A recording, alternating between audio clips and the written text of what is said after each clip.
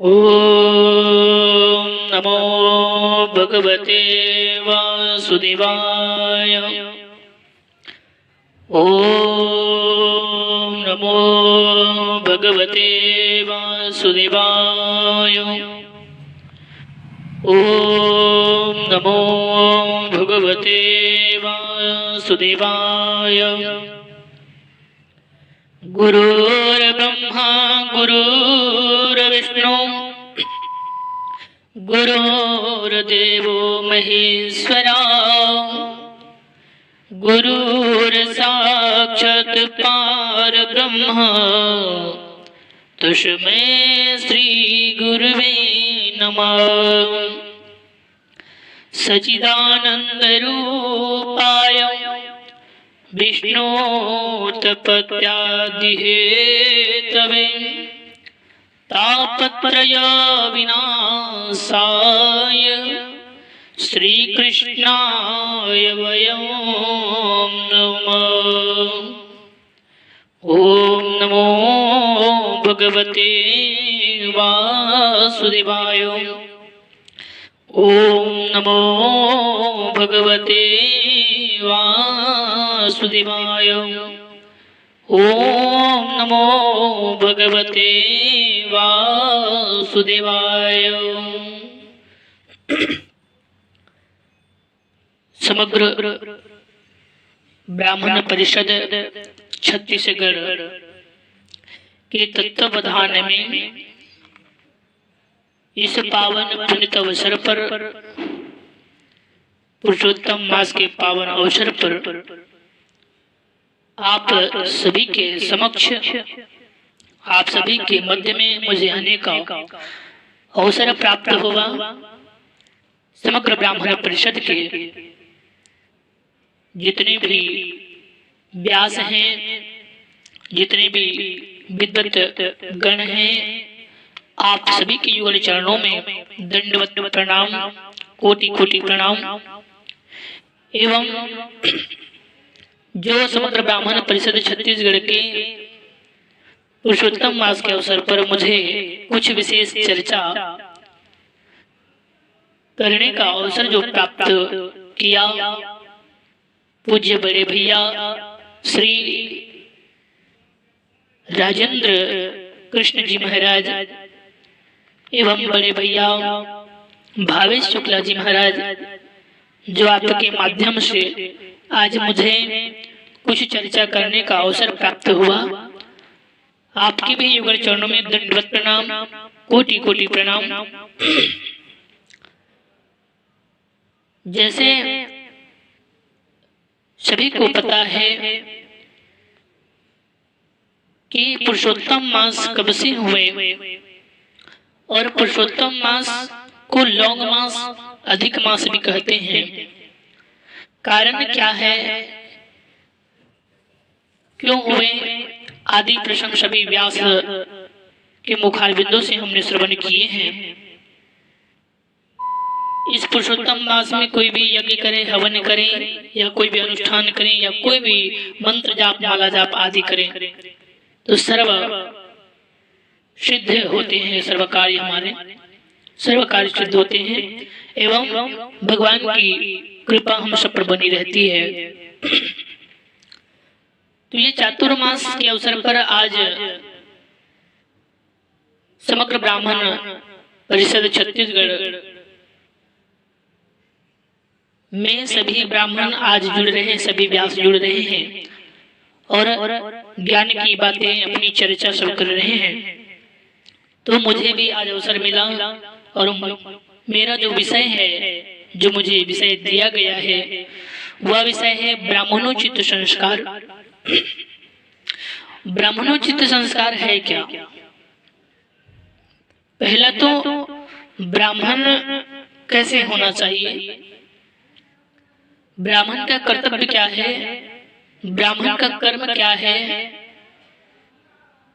ब्राह्मण हम किसे कह सकते हैं, ब्राह्मण कौन है, ये ब्राह्मणोचित संस्कार के माध्यम से हमको पता चलेगा। जैसे आज कई ब्राह्मण कुछ कुछ जो ब्राह्मण हैं आज अपने मार्ग भटक गए हैं। तालाब में अगर एक मछली गंदा हो जाए तो साहब सभी मछलियों को भी गंदा साबित कर दिया जाता है। उसी प्रकार एक ब्राह्मण के ऊपर अगर उंगली उठता है तो सभी ब्राह्मण के ऊपर उठ जाते हैं। इसलिए हम ब्राह्मणोचित संस्कार के बारे में चर्चा करेंगे। ब्राह्मण कौन? ब्रह्म जानति इति ब्राह्मणः। जो ब्रह्म को जाने वही ब्राह्मण है, क्योंकि जन्मना जायते शूद्रः, जन्म से कोई ब्राह्मण नहीं होते। और ब्राह्मण कुल में अगर जन्म ले लिए तो ब्राह्मण तो कहलाएंगे ही, लेकिन जब तक उनके कर्म सही नहीं होंगे ना, तब तक वो ब्राह्मण भी नहीं हो सकते। सबसे पहला तो कर्म है हमारे। कर्म अगर हमारे अच्छे हैं तो समझ लीजिए कि हम ब्राह्मण हैं। ब्राह्मण कुल में जन्म ले लिए और हमारे कर्म ही अच्छे नहीं हैं तो हम ब्राह्मण कहलाने लायक नहीं है। सबसे प्रथम तो कर्म हमारे अच्छे होने चाहिए। जैसे किसी संत ने एक बहुत प्यारी बात कही, आप सबके समक्ष में बोलना चाहूंगा। अध्यापन अध्ययनम यजनम याजनम तत्र प्रतिगृहम चैव ब्राह्मणानाम कल्पयत्। क्योंकि ये जो श्लोक किसी एक ब्राह्मण के मुखारबिंद से मैंने सुना और आप सबके समक्ष में बोल रहा हूँ, त्रुटि हो तो क्षमा कीजिएगा। अध्यापनम अध्ययनम यजनम याजनम तथा प्रतिगृहं च ब्राह्मणानाम कल्पयत्। अध्ययनम अध्यापनम यजनम याजनम। जैसे हमारे जीवन में हम ब्राह्मण हैं और ब्राह्मण का पहला कर्तव्य यह है कि वेद का अध्ययन करें, जितना हो सके अध्ययन करें। और जब हम अध्ययन करने के बाद दूसरे को जब सुनाते हैं, जैसे हम शिक्षा ग्रहण करते हैं, उनके बाद हम दूसरों को शिक्षा भी बांटते हैं। अर्थात शिक्षा लेना और देना ये ब्राह्मण का पहला कार्य है। शिक्षा लेना और देना ये ब्राह्मण का पहला कार्य है। दूसरा,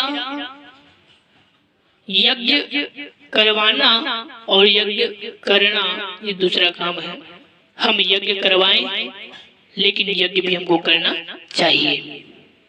और दान लेना और दान देना ये भी हमारे कार्य है, क्योंकि कर्म सभी के लिए बंधा हुआ है। चाहे वो शूद्र हो, क्षत्रिय हो, वैश्य हो, ब्राह्मण हो, कोई भी हो, सबके लिए कर्म बंधा हुआ है। आया है सो जाएगा राजा रंग फकीर, एक सिंहासन चढ़ चले, एक बंधे जंजीर।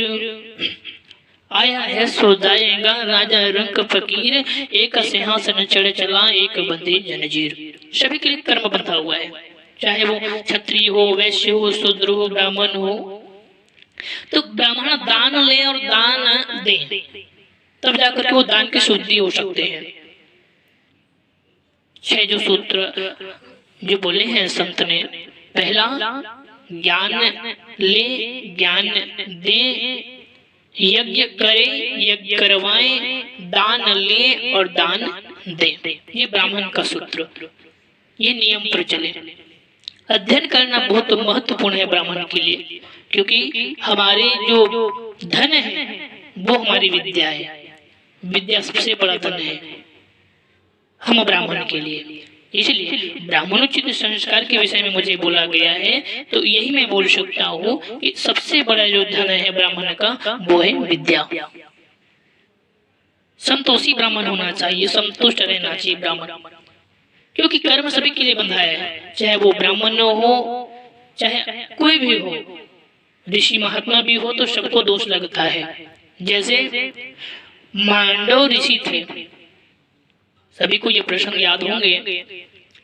एक राजा के धन को चुरा करके वो चोर भग रहे थे और मांडव ऋषि के आश्रम पर उन्होंने सोना चांदी जो भी है रख दिए और चोर भग गए। राजा के दूत पीछे पीछे आए, लेकिन राजा के धन को देखे कहा मांडव ऋषि के आश्रम पर। तो मांडव ऋषि को उस चोर के साथ में मिले हैं ऐसा सोच करके राजा के पास लाके खड़े कर दिए और राजा बिना सोचे समझे मांडव ऋषि को बोल दिए गए कि जाओ इनको सूली पर चढ़ा दो, सूली पर चढ़ा दो। मांडव ऋषि अपनी सफाई देते रहे, फिर भी एक सुनने वाले वहां नहीं हुए। अंत में सूली पर चढ़ा दिया गया। अब जब सूली पर चढ़ाए तो मांडव ऋषि बोलने लगा कि मैं इनका जवाब जरूर ढूंढूंगा, मैं जरूर पूछूंगा यमराज से कि मेरी क्या गलती थी, मैंने कौन से पाप की जिसके कारण मुझे सूली पर चढ़ना पड़ा। मांडव ऋषि यमराज के पास खड़े हो गए, बोलने लगे यमराज मुझे यह बताओ कि मेरा गलती क्या था, मैंने गलती क्या की थी ये बताओ। चोर तो कोई दूसरे थे, लेकिन मुझे आज झूठा कलंक लगा, झूठा दोष लगा, कारण क्या था मुझे ये बताओ। तब वो यमराज ने बोले कि मांडव जी आप बचपन की घटना है, बचपन में आप खेलते खेलते किसी जीव को सुई पर अर्थात कांटे पर जो नोकीला चीज होता है उस चीज को पकड़ करके आपने किसी जीव के शरीर पर छेदन किए हैं, बेधे हैं, इस कारण आपको भी सूली पर चढ़ना पड़ा है।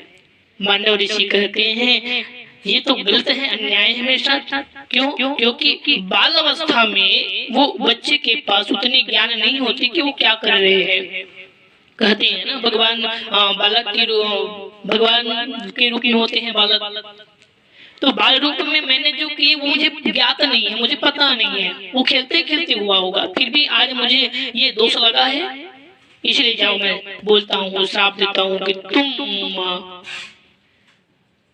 इतने बड़े ज्ञानी रहोगे फिर भी तुम्हारे ज्ञान कोई अर्जित नहीं करेंगे, जाओ और तुम विदुर बनोगे। आज विदुर बना है, विदुर बहुत बड़े ज्ञानी हैं, फिर भी उनके ज्ञान को कोई अर्जित करने वाले नहीं है, विदुर को भी निकाल दिए गए। देखिए ये हमारे कर्म होते हैं साहब।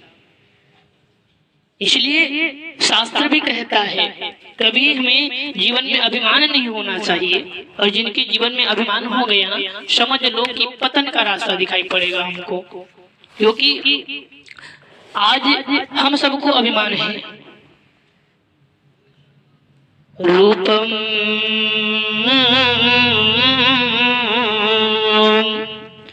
रूपम यौवन संपत्ति प्रभुत तुम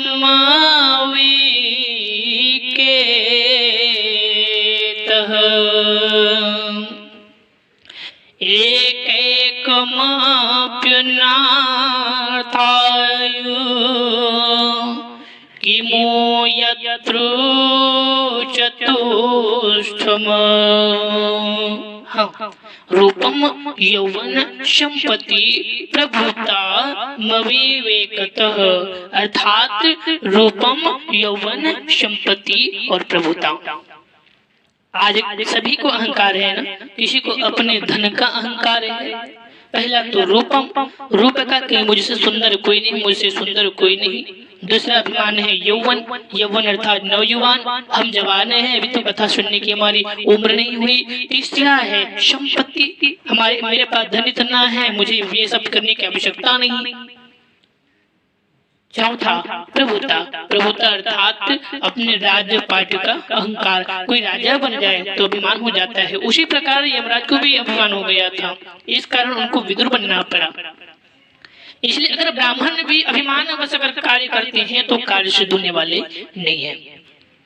ब्राह्मण का कर्तव्य है संतोष रहे, क्योंकि सब धन से बड़ा संतोष धन होता है। क्योंकि कहते हैं ना, जब आवे संतोष धन, जब आवे संतोष धन, सब धन दूरी समान। सबसे बड़ा जो धन है वो संतोष का धन है। इसलिए ब्राह्मण को चाहिए संतोषी रहे और ये सूत्र पर चले। ठीक